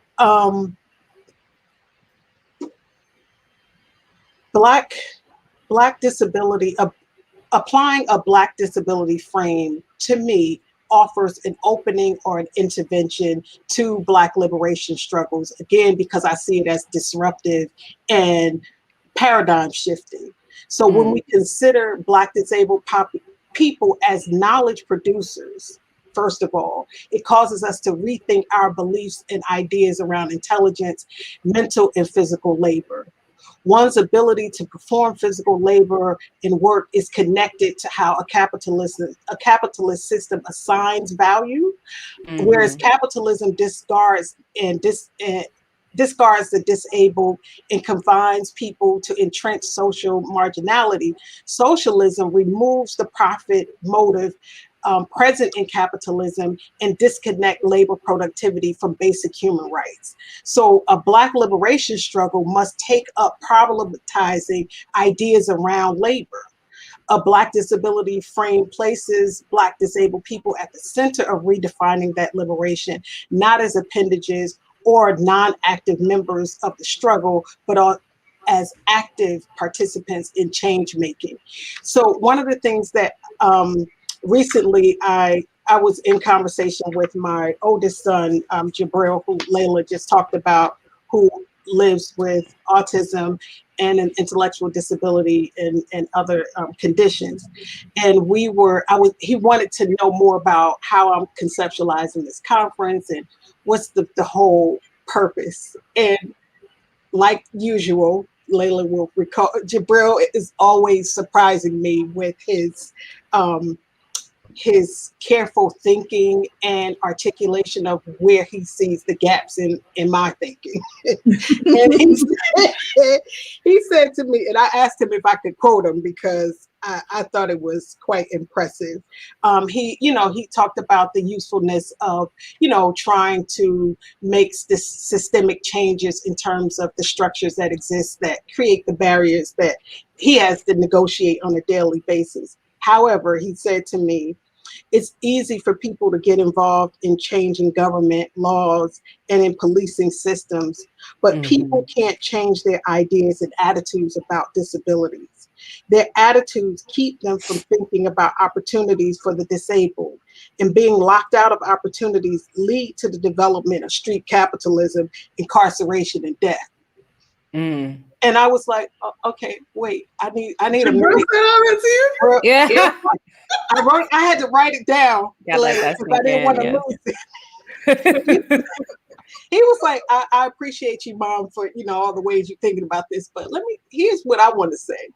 That, on the one hand, it's great to think, around policy implementation, changing laws and all of those kind of things. But what does that do in terms of how people perceive and interact with Black disabled people? If you have the laws and the perceptions have not changed, then it's fruitless, right? And that when attitudes don't change, it keeps people from thinking about opportunities, right? And that being locked out of opportunities lead to the development of this street capitalism, as he called it, where people pursue other means of survival that then gets criminalized and leads to their incarceration and or death. And that's his understanding of why we see some of the things that we see, particularly among poor Black disabled communities. And that also needs to be on the thinking of, you know, what the work of the network will do. And I was just like, wow. And so when I think about Black liberation, that's what I'm talking about. Allowing people who have the lived experience themselves to help formulate the path forward, help us understand their experience, and then also formulate the path forward. I also have some questions that I think Black liberation struggles should take up in developing a new understanding of how to utilize a disability lens. And so one is, how might the experience of being unable to perform physical labor productively shape race and class consciousness? Is labor essential to being able to have your needs met? You know, oftentimes we think about, you know, people got to work for their livelihood. But in a socialist frame, how might we think about meeting the needs of people that does not require them to work a 40-hour week and, you know, so on and so forth? How does the disability label address stigma and shape Black people's sense of value? What characterizes our assumption of deficiency and devaluation associated with being a Black person with a disability? And then also, do we acknowledge Black disabled people in the clarion call for Black lives? What are the benefits of pre-existing models of care in Black communities that address the needs of the disabled? Absolutely. You know, I think. Okay. I was just gonna say, I think that the you know, the adage, to each according to their need, from each according to their ability, is a ableism question. And I think that and even thinking about abolition and the way that your son showed, and I was just thinking the law is particularly harsh against Black people with mental disability. They are executed, they are giving harsh sentences. And so disability is at the crux of abolition as well. So I just want to throw that in there. I know we're running out of time. Sorry. Yeah, we're running out of time. And so the only other question I was going to ask, and it's a big question, so you're going to have to squeeze a lot into it. But I was just going to think, because you talked about some of the more obvious intersections, I think, for you, but I think there's also some other ones, right? Being a Black Muslim family, living with children with disabilities. And, you know, from your perspective, you've raised 4 sons, 2 boys navigating structures of disability, or structures of inaccessibility because of their disabilities for boys. And I wonder if there are maybe different ways that girl children experience or navigate these systems, as opposed to what boy children experience. So, you know that I recently, about 2 years ago, took custody of my niece, so I have 4 sons and a +1 now.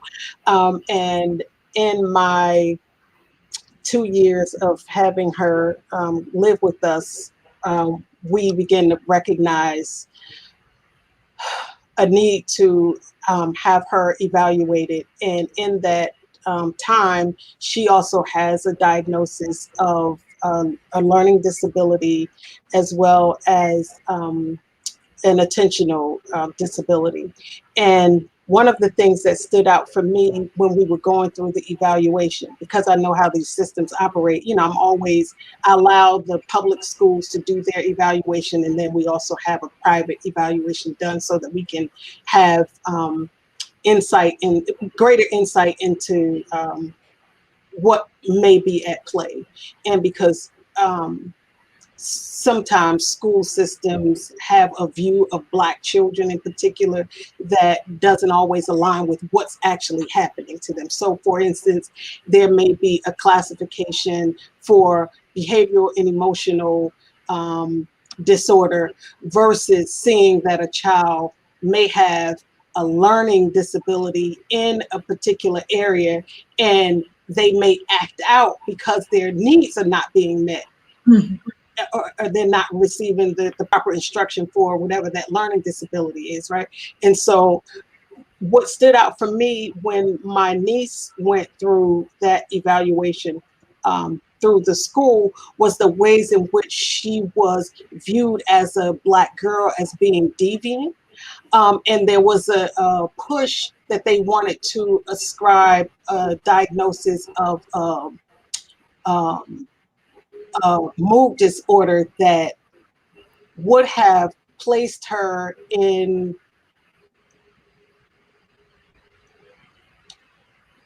it would have shaped the way that she would be thought of as she moved through the rest of her education, right? That whenever a child has a classification that deals with some sort of mood disorder or a behavior versus an academic or intellectual challenge, they get lumped and dealt with differently. They face greater punitive repercussions when they don't behave accordingly. And so I read that's what they were trying to do, and refuse that diagnosis, and had the backup of the evaluation from the team of Black psychologists who also did an evaluation of her. So having a girl in the house helps me to better see the ways that she faces the dual compounded impact of anti-Black racism and sexism, particularly for Black girls and women. Whereas boys are oftentimes, they deal with anti-Black racism, but then there is expectations around their productivity and their physicality and all of those things that is also read as them being less human and less intellectually capable than are sometimes girls. So I hope that absolutely. Look, the chat is going off. People are very interested in this conversation. But unfortunately we have limited time. But I am certain that we will have you back, and maybe on some other platform to continue the conversation, and definitely as the conference approaches. I know that it's sort of in its gestational stages, and so a lot of what you presented to us today is really about thinking about what's possible. And so we will definitely continue this conversation. I don't know if you can see the chat, but I just want you to know that people are very invested in the information that you shared, and so I am sure you will get people to reach out to you. So I want to say thank you for you joining us today. And thank you to all of our audience members. Thanks for tuning in. Catch us next week. Same Black time, same Black place. Yes. Period.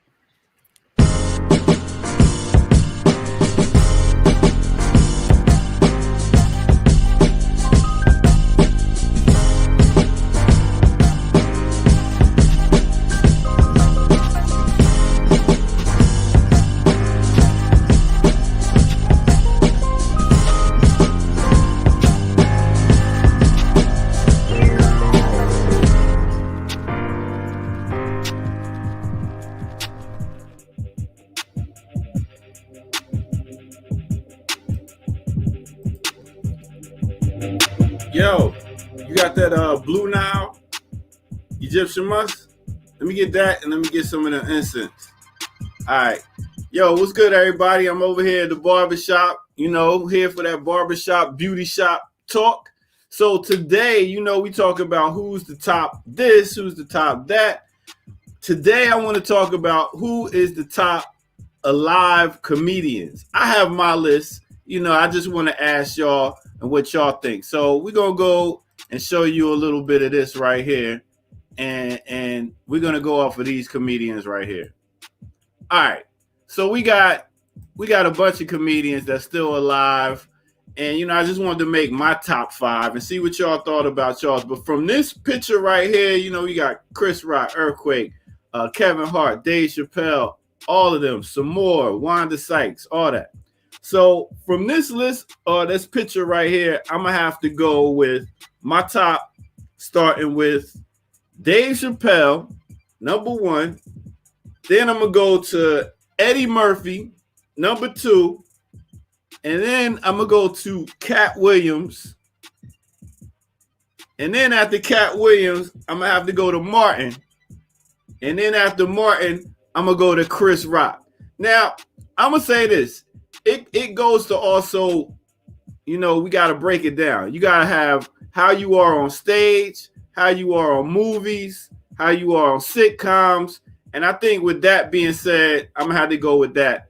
And at the same time, I think that who should be added to this picture right here is my homeboys. My homeboys being 85 South. I think definitely they should be added to this picture also because they are hilarious. I got to sit around and do audio while they were taping the 85 Show podcast. And big up to DC Fly, who was on stage performing and knocked somebody out that was being in the audience wilding, and then continue this show. Now that's when you talk about being professional. But those are my top 5 for the comedy. What is yours? Let's get back to the morning show and see what their thoughts are on this. All right.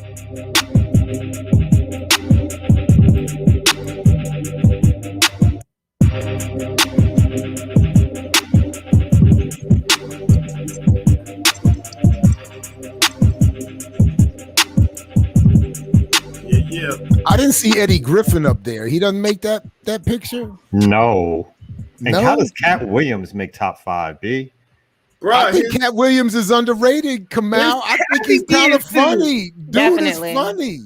Yeah. He can be ignorant, but he's hilarious. I have no He's problem with smart. ignorance. I think he's smart, man. He got some. He's not. I mean, I don't know. I think I slept on him a little bit because of the outward performance and the get up. Yeah, Oh, and it shows he got on that list. You got to think about Boondocks. He's been on Boondocks doing that. He's been on different movies and shows. But what do I know? Nothing. Listen, all I know is my favorite Cat Williams is 2 segments. The tiger, and I think the tiger is also attached to it's a war out here between bitch niggas and real ones and the just winning. That's hilarious. Oh, I love that, especially coming after the Dr. Muhammad interview. That is just perfect. I love that whole thing. And Which Kevin was Hart, very dope, by the way. Kevin Hart had his time going on, but after he sat around and wasn't doing much, he kind of went down on the comedy because he had a good run for a minute. But was this the most? Oh, I'm sorry, Babaluka, man. No, I'm just saying. I'm surprised, man. Y'all ain't mentioned Wanda Sykes, man. Wanda Sykes Wanda She's Sykes never made me laugh. Yeah, She looks like Sierra. Man, I think she looked like Sierra Mama. Wanda Sykes. Put them next to each other. That is not a roast. It is an observation. Just look at That to me is the funniest Wanda Sykes joke I've ever heard. So maybe Dr. CBS could be in the top 5. You never know. She got shade. She got shade for days. Wanda Sykes fetishizes white people too much for me. That's why I don't find her funny. Personally, hey. I didn't think about that, but yeah, that is kind of true. I'm out of here on that note. I catch Paul y'all Mooney. later. He should be top 5. Paul Mooney. He said alive, but he said alive. That was the point. Oh my bad. Yeah, that's right. Don't do your Really, dead rapper Kamal? stuff now, Kamal. Really? Don't start that now. Listen, but again, real quick, shout out to you both on that interview. That was fantastic. Appreciate that. Thanks to Dr. Muhammad, and we do look forward to having her back. That was great. Thank you for the extra time. We appreciated that. Hey, it worked. No, it was anyway, easily deserved, easily worked in. Especially because the only thing that I had left to talk about today was the fact that we saw this film Little Boxes over the have any of you actually seen this film? Has anybody seen this movie? No, what is this movie about? It's a movie about an interracial couple. It's a biographical sketch of Jared's life. To a point. It's there were some overlaps. It's an interracial couple, black man, white woman. They leave New York and move to the suburbs somewhere, and I don't know exactly. I can't remember where. Somewhere around, white people of various class levels. And what I found to be the parallels, the relationship part between the mother and father, I can't speak on. My parents didn't stay together, and I don't, But the stuff about the white kids wanting the mixed kid to be their token Negro and give them their authentic Black experience. And then that scene where the white girl realizes that the brother's mother is white and she loses it. That was the one where I was like, they know what they're talking about. Because that in some, when I left the immediate Black confines of our neighborhood and went to a majority elite wealthy white private school, that's what they wanted. And initially I was, I had more hair, a little more melanin, and they didn't know anything, and they saw my mother come pick me up and they were like, damn it, you're ruining it for me. Oh, wow. Like so anyway, those kinds of scenes. And when the boy says to his father, I hate white people, that's what that part I was with. The scene loses me where the father starts saying, no, there are good white people. You can't look at all white people. I was like, come on, bro. Especially after he had just experienced the part where the white people were looking at him saying, if you close your eyes, you won't even know he's Black. Anyway, so I mean, it was just some wild. Again, I'm with the Vernon philosophy of Black media avoidance. I don't advocate that we look for ourselves, but I was shocked to the extent that I saw some of these parallels in this film, and I thought it was funny. I just thought it was some wild stuff. Anyway, so you were darker when you were younger? I was literally, when you said that, I don't know if you saw everybody's face on the screen, but everybody was just like, I was. We'll break out the pictures, but I have significantly faded over the years, and along with losing the hair, But so initially, I did. The early part of my life, people were shocked to find out that I had a white parent. Nowadays, they're shocked to find out I have a Black parent. So that's all y'all them raisins. They fading you, bruh. This anti-racism is just amazing. Anyway, raisins are disgusting. Disgusting. Ugh. Just eat a grape. Just eat a grape. I don't have vitiligo, ear doctor. I didn't say anything like that or whatever. I'm not claiming anything like that. You're Michael. You're Michael. It was just a standard progressive fade. That's all. But it was just interesting when I saw those scenes. I was like, wow, somebody has really tried to capture these portions of my experience, and the joint was kind of funny. And I was just like, anyway. So what is it again? Is it the toolbox? It's called Little Boxes. Oh, Little Boxes.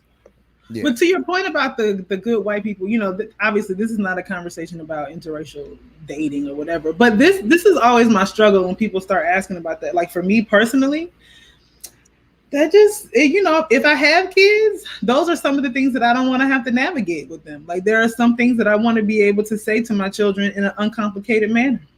And, I want to be able to have someone at home who I don't have to wonder, I don't got to raise my eyebrow like you're going to challenge or question what I'm telling you my experience is. And so for me, you saw that in there, right? Yes. I mean, for me, that's what always happens. And it's not even about dating, right? It's also about this particular way that, like, when white kids go through a liberal phase, like when they're in college or whatever, what happens is that at a particular moment in time in their life, they can always return to the benefits of whiteness. And they will more often than not do it in a moment that is least advantageous for us. And so, and that's not like, we all know that all skin folk ain't kinfolk. We got plenty of issues with plenty of Black folks too. But there's the enemies and then the enemies you don't want to deal with. And some of them that just I don't need to worry about when you gonna switch teams on me. Remember when she says when the white mother says, I feel like I'm the pale outsider to your Black whatever experience, and then the father's telling her as he's going up to deal with his son, we are alone in this. And I was like, man, y'all should have dealt with this well before the children got here. Like, you didn't have a conversation about this. Like, this is anyway, that was always my biggest issue with interracial relationships. Like, this needs to be dealt with before the babies get here. If you aren't ready for this conversation or for this act, then anyway. But love, this is another sort of extension of that conversation. But that's because Disney romantic notion of love, that love conquers all, is BS. Like, it doesn't. I mean, it takes work. Relationships take work, and they take political decisions about who we want to be in the world as and when I say relationships, I'm not even just talking about romantic relationships, friendships, all these kind of, these kinds of relationships take that kind of work. And this notion that if we love each other, everything will be fine, is just doing us all a disservice, because all of this shit, life is work. Yeah. I've had friends, this is to remind me, like, white friends in the past who were supposed to have politics, like radical politics, not even liberal, but radical. And then they would use like somebody like me or other folks like black friends as their sounding board for when they wanted to move into a black neighborhood and gentrify. Like, do you think it's okay if I buy this brownstone for $1 million in Bed-Stuy, blah, blah, blah, blah, blah? And it's like, I'm not your conscious on that. You're moving into a neighborhood. It's obviously, you see what's happening. You got the resources and you're doing this. Don't ask me to validate, right? Just like we don't got that kind of relationship. I'm going to validate you coming into this black neighborhood and doing all the things that your whiteness allows you to do, whether or not you think you're a good white person or not, right? And I think that also happens. It's like white folks use us to validate their decisions that continue oppression, to be blunt about it, right? And to feel like they're an exception to other whites who do the same thing. But it's like, really what you're saying is like, you're returning back to your class privilege. You're returning back to the space where, you did this thing, and maybe you sincerely believe, and maybe you'll still give some donations, but in the end, you're living out a life, a privilege that you've never really reckoned with, and you've never done enough to sort of make it so that you don't always have this privilege but in your back pocket when you want to call it out, when you want to use it, when you want to need it, that kind of thing. And to the point of the film, what I again thought was hilarious is that when the white girl realizes the white mother exists, she loses the ability to get that out of the black kid. That validation that she's wanting. She's wanting to be able to use him for validation of all types of things, and can't do it. She feels like she can't do it anymore now that she realizes he has a white mother, and loses his authentic blackness. It was anyway. Just real quick, because I know we're about to go to a wrap up. We'll come back to this at another time. But Jalil Muttaqeen just announced the release of a new book called Prison Lives Matter. So we will drop the link to that in the chat. I know we're about to get to our wrap up here, but and we'll follow up with Jalil going forward. But we wanted to at least let folks know that Prison Lives Matter book featuring at least something from Jalil is out, and we want to certainly support that as well. So we about ready to hit the wrap up. Or the RemiX Morning Show, is that what's happening? That was 15% too much whiteness talk for me. Next time, do better. We not ending on white. So self-criticism for the channel. Oh, wow. We ready for the wrap up though. Yeah. I noticed her quietness on the segment. She got all quiet. And that's after Memorial Day. CBS, so After the Memorial Day white barrage of militarism, I'm tired. So.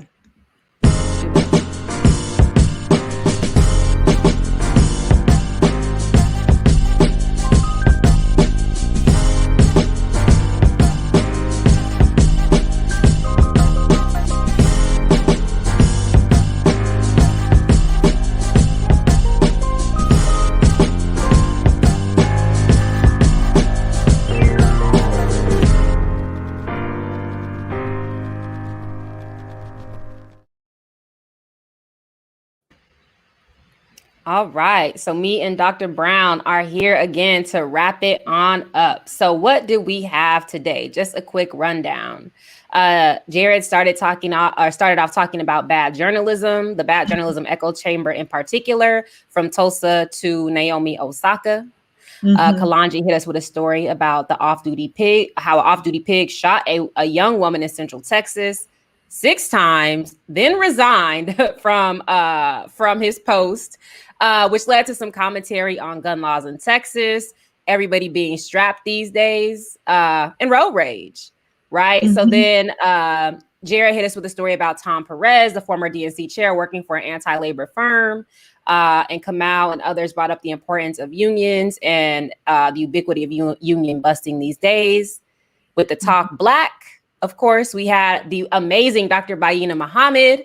The chat absolutely lit up as she was talking, and we ended with little boxes and Jared's melanin. So what do we got to say about all of this info today, sis? You're a mess.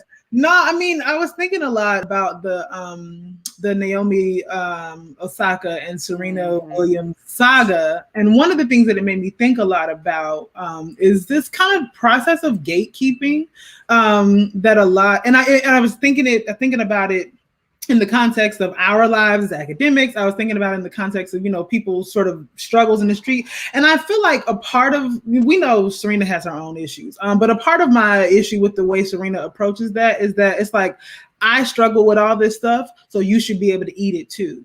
And part of my issue with that logic is that we go through things so that people don't have to go through the same shit that we went through. And so that's one of my kind of ongoing issues with Serena and the way she's dealt with the Naomi. And Naomi, she's made her politics pretty clear from the beginning. So I appreciate her. And it's always interesting to me the degree to which fuck France comes up every time we have a conversation. Period. And I think it's not lost on folks that she is of Haitian descent. And the French are still trying to fuck with her, number one. The second thing to me is, it's related to what you were saying, the mentality of not only there's on the one hand, it's like, I went through it, so you don't have to. The other is that I went through it, so you have to as well, right? Because basically what was implicit, okay, because, we need to move towards that, but that's what Serena is doing. I went through it, so you need to go through it. Right. And, the thick skin versus thin skin. I mean, I think in the final analysis, like I tweeted yesterday, Naomi Osaka essentially was like, if F your couch was an exit from the French Open, that's what she did. Like, I don't need your little change. Like we cool out here. And she, she not only chose self-care for herself, but she also was advocating for athletes writ large and the hostility and trauma that can come with some of these news conferences, right? And she paved the way to say, we ain't got to do this. Like, you simply don't have to do it, right? Yeah. Because they can't kick everybody out. So listen, Kalanji brought it up, but the number of times that I show up places just so I don't get fined, I be channeling my inner Marshawn all the time.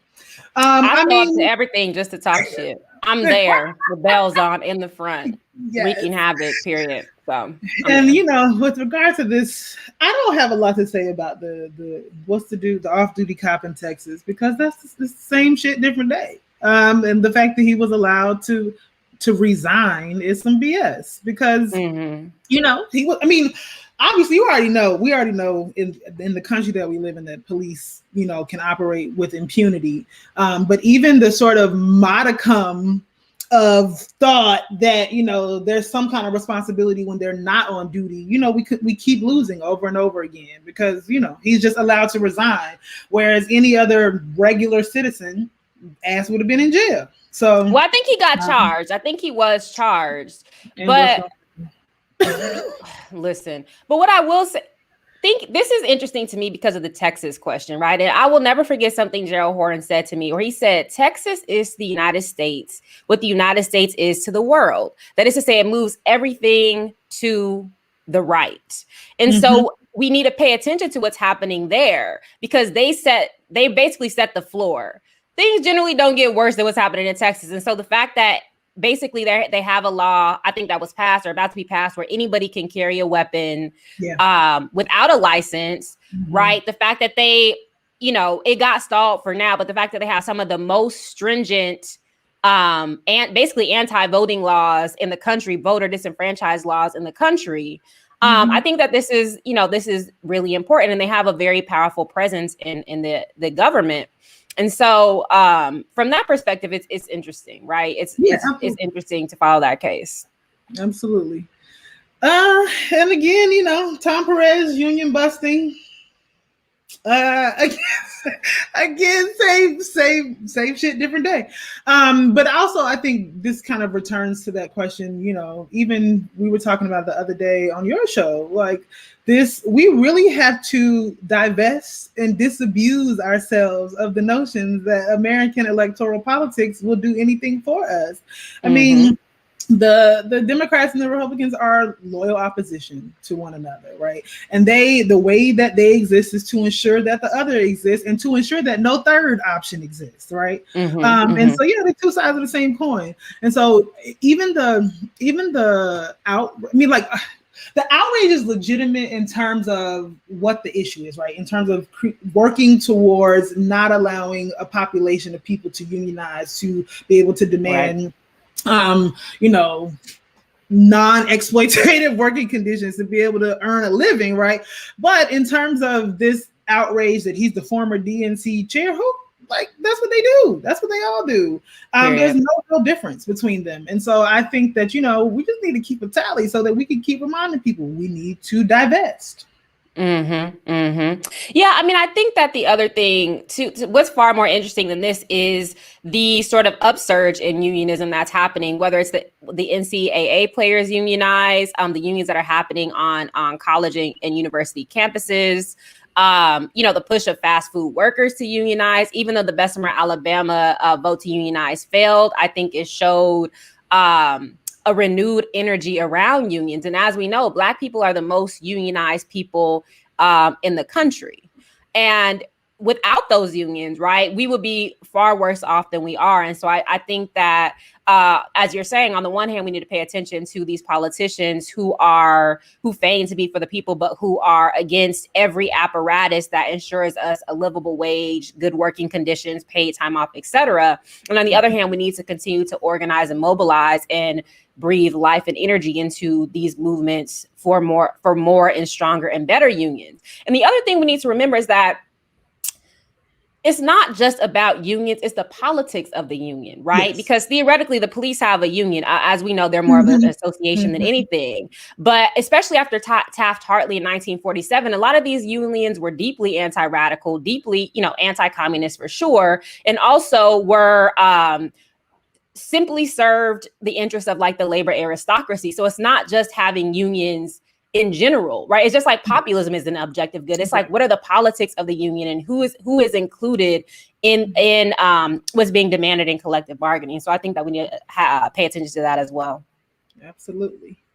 And so, I guess in the last minute, we can wrap up, on the question of what it means to think differently about Black people living with disabilities, and also what that means for our liberation struggles in general. Because I think I saw some things in the chat when Dr. Muhammad was talking about like, what does it mean to have a movement for liberation led and centered around people with disabilities? And I think the question is not about only having something led or centered around people with disabilities, but it is about understanding the ways in which the so-called least among us experience the world, and that all of our experiences have to be taken into account when we think about what we are trying to envision in what we want to actually put into place. Like, we can always talk about the things that we want to dismantle, deconstruct, but when we think about the world we actually want to live in, we have to think about the multitude of ways in which we experience this sort of disenfranchisement is not even the right word, but this sort of dehumanization, right? And so for me, that's what's important, in addition to many things, about how we continue this conversation about what Black liberation looks like. And I also think, just on a quotidian level, right? It's when there was this story, and we're out of time. There was a story about the reason why we have like divots and curves was because of pregnant women. But we all benefit from having divots and curves. And so when we serve the needs of people who are vulnerable and people who have particular types of necessities, it benefits us all, right? And so I think that that's the upshot. And it's important to think about the intersection of Blackness and disability, because again, the way that whiteness and white supremacy operates in this country is that the things that benefit white folks they ain't no trickle down. It doesn't work in that way. And so we always need to be holding those things together. Absolutely. So that was our show, our dope show for RemiX Morning Show, Tuesday, the new Monday. So we'll catch y'all here tomorrow.